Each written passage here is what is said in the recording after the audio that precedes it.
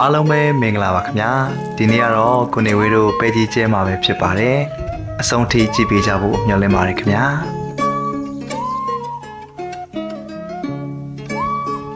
ကျွန်တော်တို့ဘက်ကတော့ဂျက်ပင်လို့ခေါ်ရတာ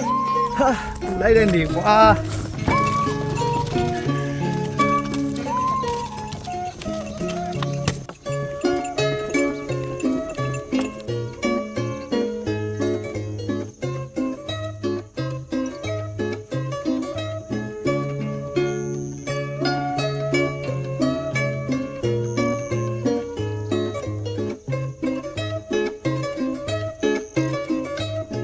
ရေဝစ်တဲ့ကွက်နေရာလေးတွေမှာခဲလေးတွေကြီးနေတဲ့အတွက်ထွန်တဲ့တစ်ဆက်အရင်ခြေပါတယ်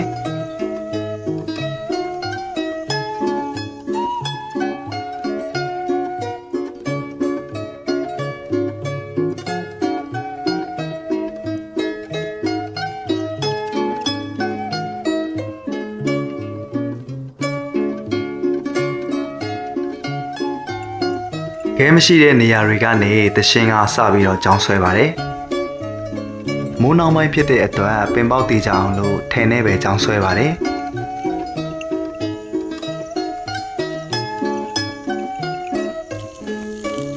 သမင်းနောက်ရောက်လာပြီဆိုတော့မျိုးစိမချခင်မနှက်စာလေးရင်စားကြပါမယ်။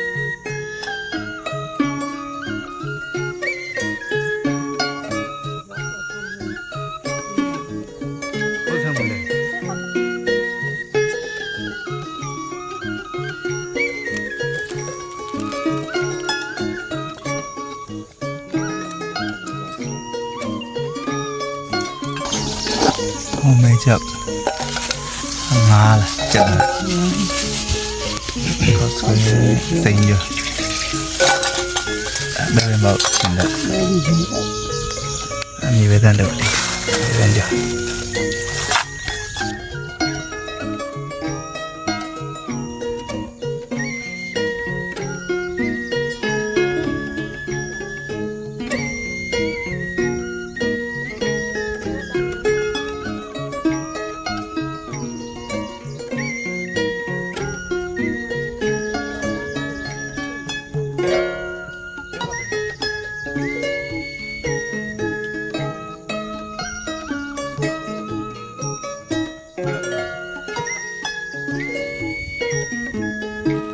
ပဲကြီးနဲ့အတူပဲရင်လို့လဲခေါ်တယ်လို့ပဲချလို့လဲခေါ်ကြတဲ့ပဲကိုရောကျဲပါမယ်။နောစာအတွက်ပြောင်းဖို့လဲထည့်ပါတယ်။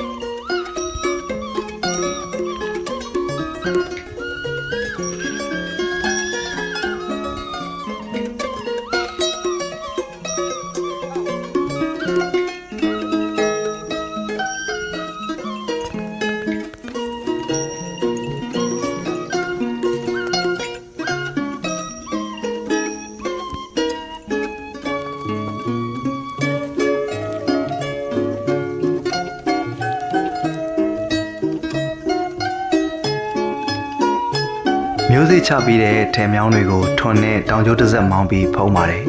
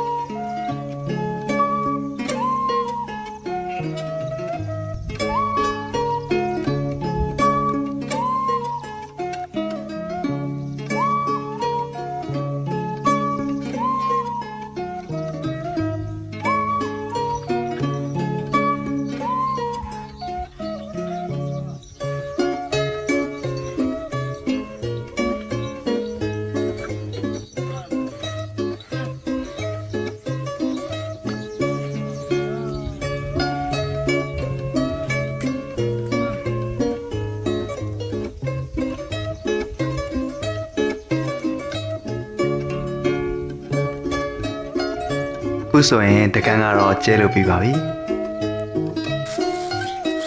ဩဇာကြီးပြောတော့ပြောကုန်မဲ့လွန်တော့လားတက်နိုင်ပိုက်စားနေစားမှာ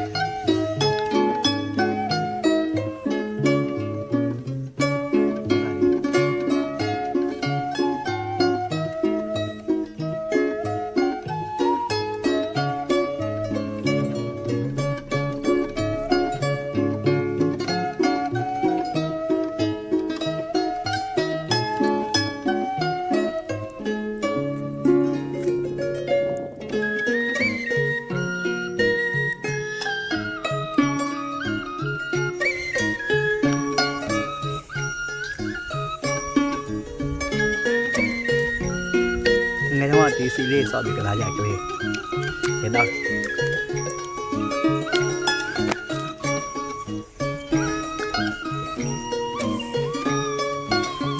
လုံးလုံးအနွား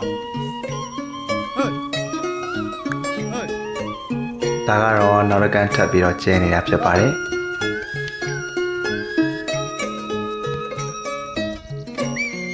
အိမ်မှာနောစာအစိုးလက်ချက်မရှိတော့တဲ့အတွက်ထောင်ခဏနာပြီးတော့နောစာရိတ်ပါမယ်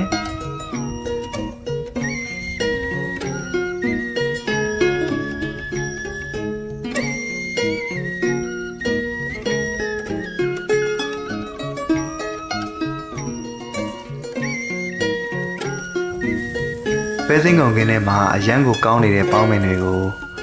နောစာလေးရပေါင်းလဲရှင်းဖြစ်အောင်ရိတ်ပါမယ်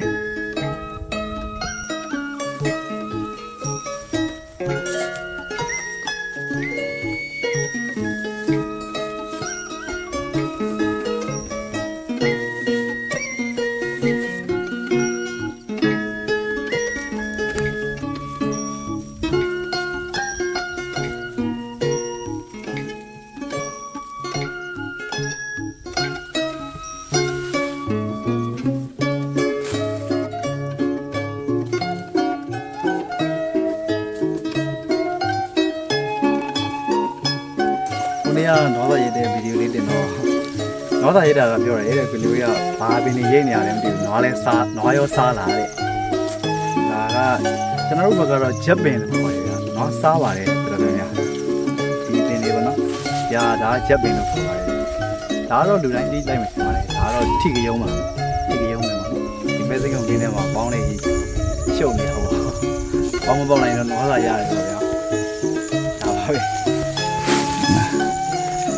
အားစားတော့ပေါ်မှာပေါ်ပြခိုင်းမှာချက်ပင်လို့ခေါ်တယ်အမှန်တော့ပဲသိငုံနေတော့ဦးရကိုမလို့တော့စားတော့ခိုင်းမှာ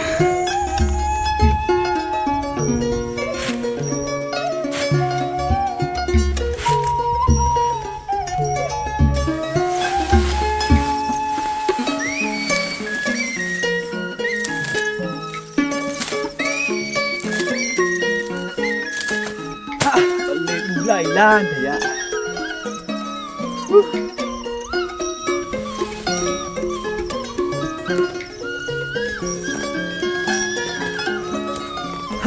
lấy lên đi quá